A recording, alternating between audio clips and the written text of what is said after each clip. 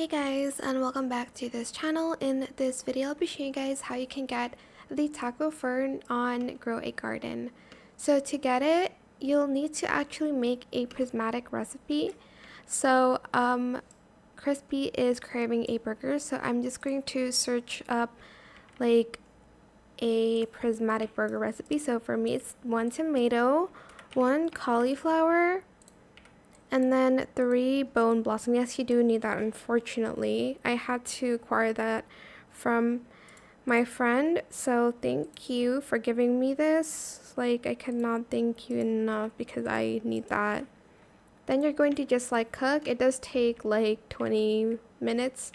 So once you give Crispy the divine recipe, divine food, I guess, hopefully you'll get the taco fern seed, which I just acquired like a few hours ago actually.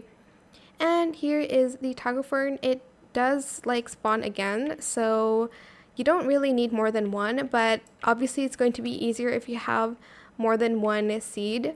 But it does spawn pretty quickly.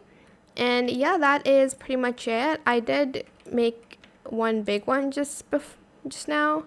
As you can see, it's 61 kgs, but that is how you can get the taco fern seed on Grow a Garden.